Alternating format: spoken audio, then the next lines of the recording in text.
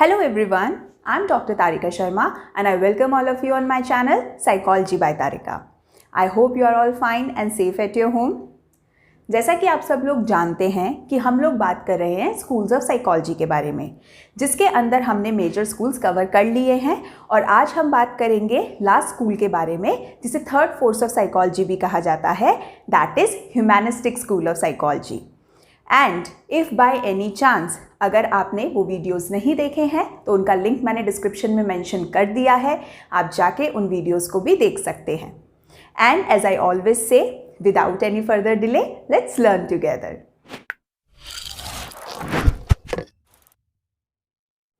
Let's talk about humanistic school in detail. तो सबसे पहले पता करते हैं कि इसके फाउंडर कौन है.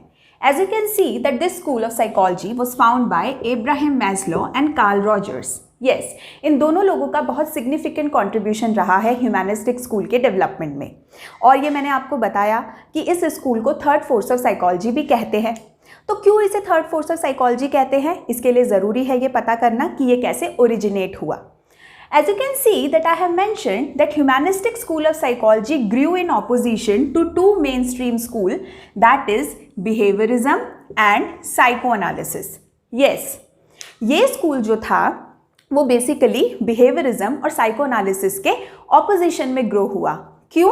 क्योंकि इस स्कूल ने इन दोनों के ही कॉन्सेप्ट को बिल्कुल रिजेक्ट कर दिया. वो बिल्कुल फेवर में नहीं थे कि जो बिहेवियरिज्म प्रपोज कर रहा था और जो साइकोएनालिसिस प्रपोज कर रहा था.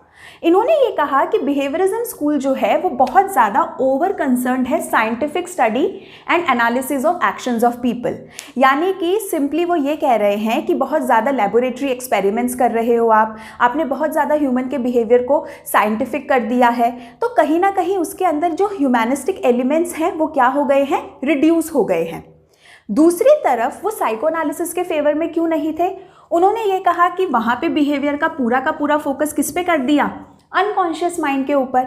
तो बेसिकली उन्होंने क्या कहा कि ये जो साइकोएनालिसिस का डिटर्मिनिस्टिक अप्रोच है ये गलत है. डिटर्मिनिस्टिक अप्रोच का मतलब होता है एक ह्यूमन का जो बिहेवियर है वो किससे इन्फ्लुएंस्ड है, वो इन्फ्लुएंस्ड है उसके पास्ट एक्सपीरियंसेस से. तो इन्होंने ये कहा, इसका मतलब तो ये हुआ कि ह्यूमन के बिहेवियर में आगे कोई स्कोप ही नहीं है अपने बिहेवियर को शेप करने का, अपने बिहेवियर को नर्चर करने का. और इस वजह से इन्होंने कहा कि ये जो दोनों स्कूल्स हैं साइकोलॉजी के ये बड़े डीह्यूमनाइजिंग हैं. क्यों? क्योंकि ह्यूमैनिस्टिक एलिमेंट को तो क्या कर दिया है, बिल्कुल रिड्यूस कर दिया है. दूसरा, बहुत ज़्यादा पैसिमिस्टिक है, यानी कि पॉजिटिव अप्रोच नहीं रखते हैं ह्यूमन के बिहेवियर को लेकर. प्लस इन दोनों स्कूल्स ने कोई चॉइस ही नहीं छोड़ी कि इंडिविजुअल के पास है. यानी कि अगर बिहेवियरिज्म की बात माने तो पर्सन का बिहेवियर तो सिर्फ एक एनवायरनमेंट में जो चीज़ें हो रही हैं वो उसका प्रोडक्ट हो गया, और अगर साइकोएनालिसिस की बात माने तो सिर्फ अनकॉन्शियस एलिमेंट्स की वजह से आपका बिहेवियर ऐसा है. तो ह्यूमन खुद क्या कर रहा है, उसके पास कोई चॉइसेस हैं या नहीं हैं? क्या वो अपने बिहेवियर को शेप नहीं कर सकता? क्या वो आगे कुछ एक्वायर नहीं करेगा? क्या वो आगे ग्रो नहीं करेगा? इन सभी क्वेश्चंस के साथ इस स्कूल की शुरुआत हुई. और अब हम जानेंगे कि इन सब स्कूल्स को ह्यूमैनिस्टिक स्कूल ने डिस्कार्ड करा तो उसने आगे क्या प्रपोज किया. Let's talk about assumptions of humanistic school. This school focuses on the study of whole person and uniqueness of each individual. Yes, ये स्कूल ये कहता है कि एक ह्यूमन के बिहेवियर को एलिमेंट्स में पढ़ने से बेटर है कि आप उसे टोटलिटी में देखिए. प्लस इस स्कूल ने ये कहा कि हर इंडिविजुअल जो है वो यूनिक होता है, उसके खुद की कुछ इंडिविजुअल क्वालिटीज़ होती हैं. इस स्कूल ने एक और इम्पॉर्टेंट बात कही, दैट इज़ सेल्फ. यानी कि इस स्कूल का जो फोकल पॉइंट है वो सेल्फ रहा है. अभी तक किसी स्कूल ने सेल्फ के बारे में बात नहीं करी थी. क्या मतलब है सेल्फ से? इनका कहने का मतलब ये है कि individuals are said to perceive the world according to their own experiences.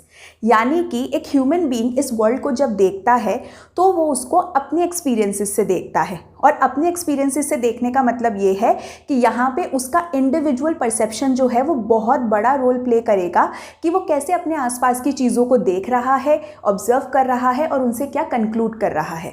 तो basically they talk that it is the self of the person, कि वो अपने एक्सपीरियंसेस से जो भी चीज़ें एक्वायर करेगा वो उसी के बेस पर अपने बिहेवियर को शेप भी करेगा. And this school focused on the concept of free will.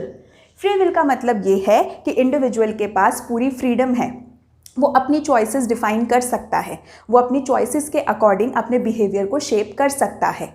And they also focused that human beings are internally directed and motivated to fulfil their potential, यानी कि हर ह्यूमन बीइंग के पास ये chance है, हर human being के पास ये possibility होती है कि वो इंटरनली मोटिवेट हो सकता है और जो भी वो अपने लिए एक्सपेक्ट करता है या जो भी चीज़ें उसने अपने लिए सोची हैं वो उसको due the course of time develop कर सकता है, ग्रो कर सकता है, अचीव कर सकता है। यानी कि आपके पास फुल फ्रीडम है कि आप अपने लिए क्या चीज़ें सिलेक्ट करेंगे। इसमें आपके ऊपर किसी एनवायरनमेंट का रोल इतना नहीं होगा जितना आपकी खुद की चॉइसेस का होगा। They also talked about that individuals keep on doing things so that he can strive for self-actualization. Self-actualization का मतलब ये है कि उस ह्यूमन बीइंग ने अपने सारे के सारे जो पोटेंशियल्स हैं उनको फुली एक्वायर कर लिया है, उनको फुली अचीव कर लिया है, and that's why he is known as a self actualise person. तो अगर कंक्लूड करें तो ह्यूमैनिस्टिक साइकोलॉजी जो है वो ये अजम्पशन रखती है कि एक ह्यूमन बीइंग जो है वो कंटिन्यूसली एक एक्सप्लोरेशन की फेज़ में रहता है।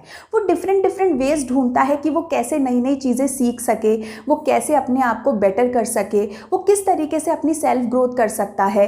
एंड येस, इस सेल्फ ग्रोथ के प्रोसेस में ही वो इस सेल्फ एक्चुअलाइजेशन को भी अटेन करता है। Let's focus on the individual contribution of both these psychologists. Abraham Maslow in the year 1943 gave a theory of human motivation which is based upon the hierarchy of needs.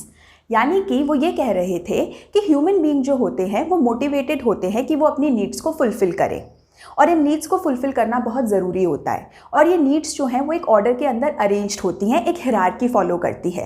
Lower side पे physiological need होती है और progress कर कर हम जाते हैं security needs पर, बिलोंगिंगनेस की नीड पर, प्रेस्टीज नीड्स पर और फाइनली हमारी सेल्फ एक्चुअलाइजेशन की नीड्स पर। लेकिन अगर हमारी लोअर नीड्स फुलफिल नहीं होंगी तो ह्यूमन बीइंग अपनी हायर नीड्स को फुलफिल नहीं कर सकता। इसलिए बहुत ज़रूरी है कि उसकी जो बेसिक फिजियोलॉजिकल नीड्स हैं वो ज़रूर फुलफिल हों। एब्राहम मैस्लो ने 1962 के अंदर एक बुक भी लिखी थी जिसका नेम है towards the psychology of being, and this book is considered as one of the most important work by him, where he described humanistic school as the third force of psychology, and that is about Abraham Maslow. Now let's talk about what Carl Rogers did. Carl Rogers in the year 1951 gave a therapy that is known as a client-centered therapy. Client centred therapy जो है वो basically mental disorders के treatment में काम करती है, लेकिन इस थेरेपी ने इससे पहले तक जो भी थेरेपीज़ मेंटल डिसऑर्डर्स के ट्रीटमेंट में यूज़ की जाती थी, इस थेरेपी ने एक बहुत ही डिफरेंट अप्रोच को फॉलो किया और यहाँ पर उन्होंने फोकस किया पर्सन के ऊपर। यानी कि आप पर्सन के ऊपर ये रिस्पॉन्सिबिलिटी छोड़ो कि वो किस तरीके से अपनी चीज़ों को समझता है, क्या उसके लिए बेस्ट ऑप्शंस है, वो खुद एक्सप्लोर करे और उन बेस्ट ऑप्शंस में से जो सबसे सुटेबल ऑप्शन उसको लगे वो उसको फॉलो करे। तो बेसिकली थेरेपिस्ट डायरेक्टेड ना होकर इनकी ये जो थेरेपी थी वो क्या थी, इंडिविजुअल ओरिएंटेड थी, पर्सन ओरिएंटेड थी, and this therapy is considered as one of the most important therapy in the present time. चलिए अब बात करते हैं कि ह्यूमैनिस्टिक साइकोलॉजिस्ट जो है वो कौन से मेथड्स के फेवर में थे जिससे ह्यूमन के बिहेवियर को स्टडी कर सकते हैं। तो सबसे पहले तो ये कि उन्होंने लेबोरेटरी एक्सपेरिमेंट्स को बिल्कुल रिजेक्ट कर दिया। वो कंपैरेटिव साइकोलॉजी के कॉन्सेप्ट को भी नहीं मानते थे, जहाँ पर आप एनिमल पे स्टडी करो और उसके बाद उस फाइंडिंग्स को आप ह्यूमन पे जनरलाइज कर दो। उन्होंने कहा ह्यूमन की इंडिविजुअलिटी होती है, उनकी कुछ यूनिक प्रॉपर्टीज़ होती हैं। एक एनिमल के बिहेवियर पर आपने कोई स्टडी करी है, उसको आप कैसे ह्यूमन पर जनरलाइज करोगे। तो उन्होंने फोकस करा क्वालिटेटिव रिसर्च मैथड्स पर जो फोकस करते हैं ह्यूमन के सब्जेक्टिव एलिमेंट्स पर। यहाँ से उन्होंने कहा कि आपको एक ह्यूमन के बिहेवियर की बेटर अंडरस्टैंडिंग मिलेगी, and that's why the methods that they follow are case studies, unstructured interviews and open ended questions. We will talk about these methods in detail in our upcoming videos. Let's talk about evaluation of humanistic school. इस school ने psychology का perspective जो है वो shift किया, जो mind पे based था या फिर scientific study of human behaviour पे बेस्ड था, या जो बेस्ड था ह्यूमन बिहेवियर के अनकॉन्शियस एलिमेंट पे। स्कूल ने फोकस करा ह्यूमन के यूनिकनेस के ऊपर, ह्यूमन के होल एक्सपीरियंसेस के ऊपर, ह्यूमन की फ्री विल, सेल्फ वर्थ और एक्चुअलाइजेशन के ऊपर।